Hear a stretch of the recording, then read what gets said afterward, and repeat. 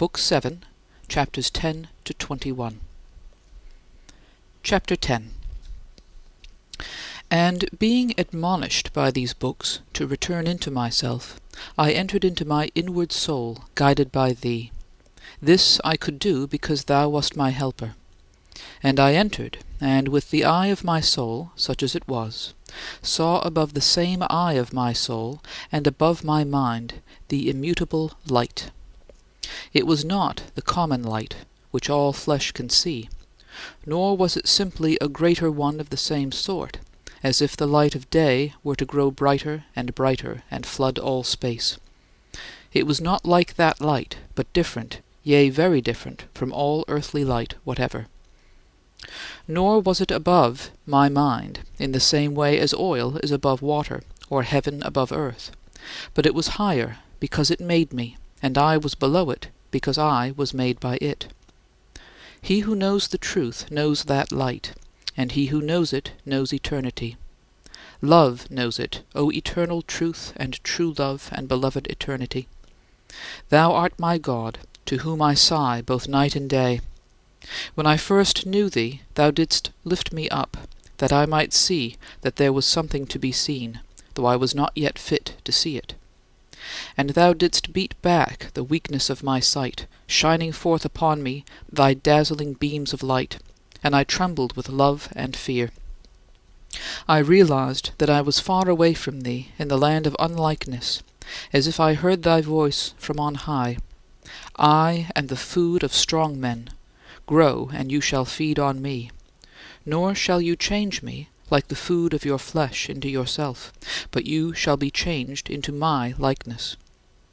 And I understood that thou chastenest man for his iniquity, and makest my soul to be eaten away as though by a spider. And I said, Is truth therefore nothing, because it is not diffused through space, neither finite nor infinite? And thou didst cry to me from afar, I am that I am. And I heard this, as things are heard in the heart, and there was no room for doubt. I should have more readily doubted that I am alive than that the truth exists, the truth which is clearly seen, being understood by the things that are made. Chapter 11. And I viewed all the other things that are beneath thee, and I realized that they are neither wholly real nor wholly unreal. They are real in so far as they come from thee, but they are unreal in so far as they are not what thou art. For that is truly real, which remains immutable.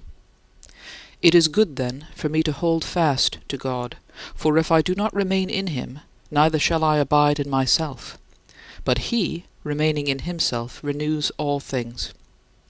And thou art the Lord my God, since thou standest in no need of my goodness. Chapter 12. And it was made clear to me that all things are good, even if they are corrupted. They could not be corrupted if they were supremely good, but unless they were good, they could not be corrupted.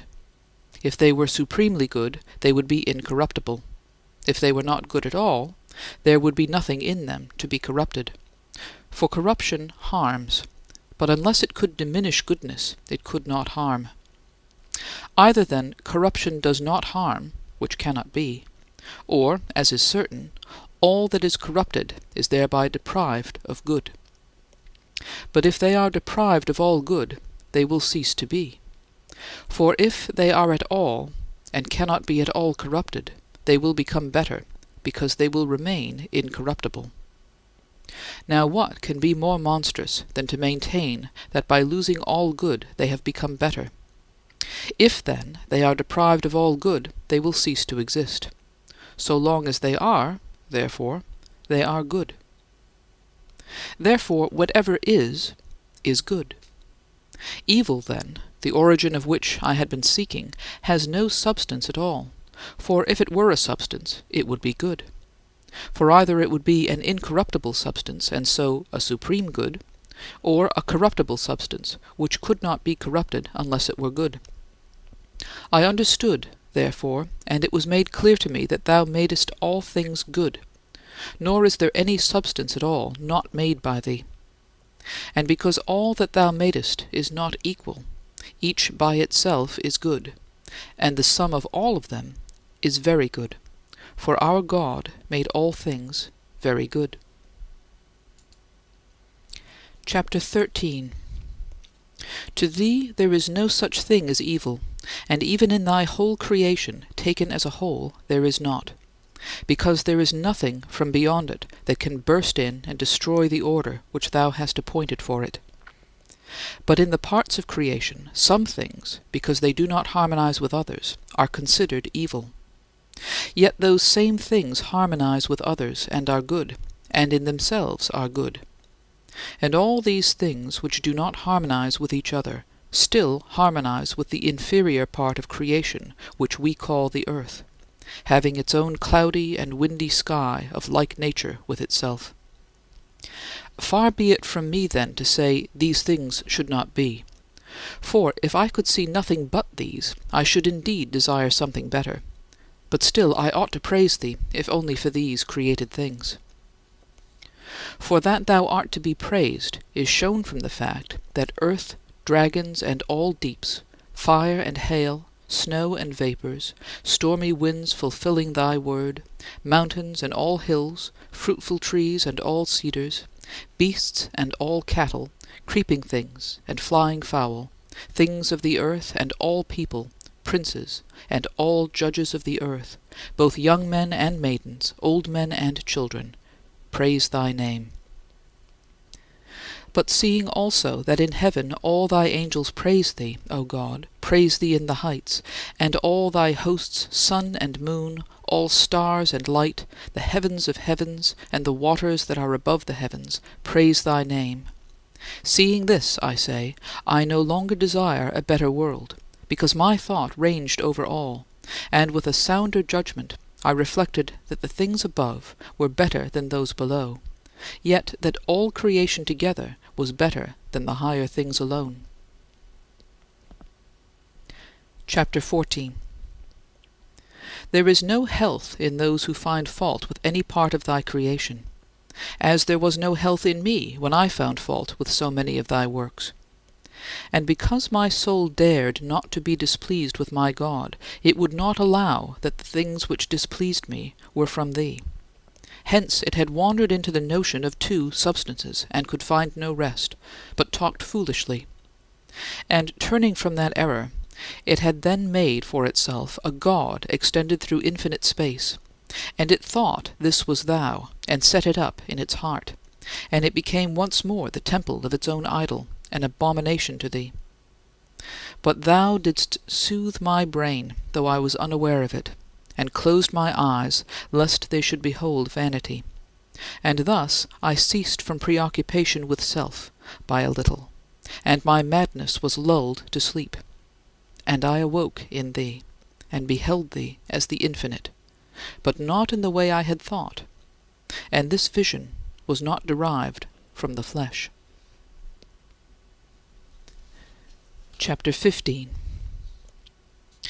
And I looked around at other things, and I saw that it was to thee that all of them owed their being, and that they were all finite in thee. Yet they are in thee not as in a space, but because thou holdest all things in the hand of thy truth, and because all things are true in so far as they are, and because falsehood is nothing except the existence in thought of what does not exist in fact. And I saw that all things harmonize, not only in their places, but also in their seasons.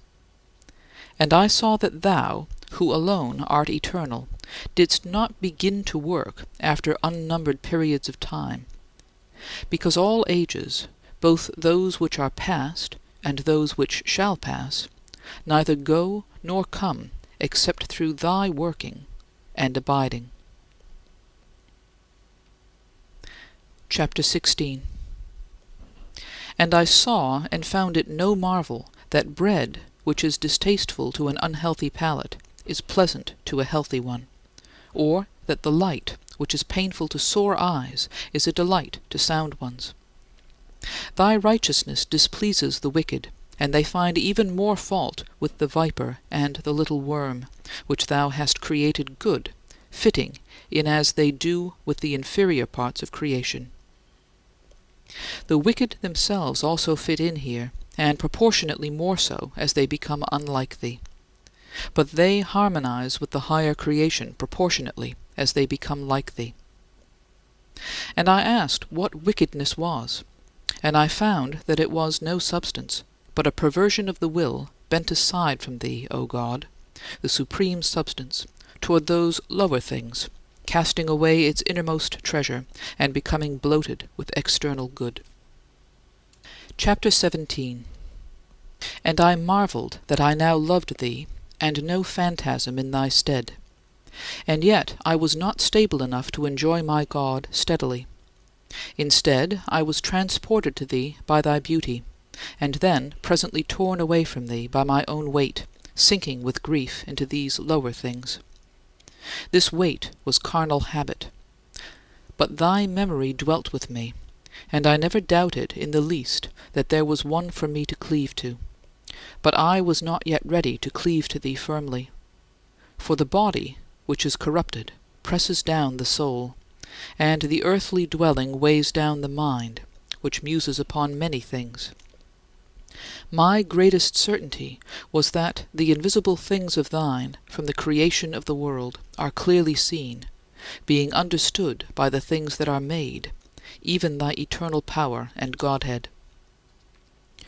For when I inquired how it was that I could appreciate the beauty of bodies, both celestial and terrestrial, and what it was that supported me in making correct judgments about things mutable, and when I concluded, this ought to be thus, this ought not, then, when I inquired how it was that I could make such judgments, since I did in fact make them, I realized that I had found the unchangeable and true eternity of truth above my changeable mind. And thus, by degrees, I was led upward from bodies to the soul, which perceives them by means of the bodily senses, and from there on to the soul's inward faculty, to which the bodily senses report outward things. And this belongs even to the capacities of the beasts, and thence on up to the reasoning power, to whose judgment is referred the experience received from the bodily sense. And when this power of reason within me also found that it was changeable, it raised itself up to its own intellectual principle and withdrew its thoughts from experience, abstracting itself from the contradictory throng of phantasms, in order to seek for that light in which it was bathed. Then, without any doubting, it cried out that the unchangeable was better than the changeable.